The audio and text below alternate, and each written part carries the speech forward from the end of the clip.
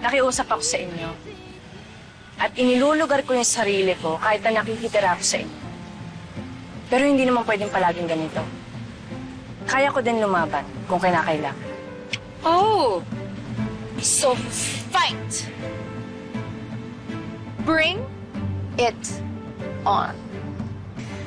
Wala. Sorry talaga.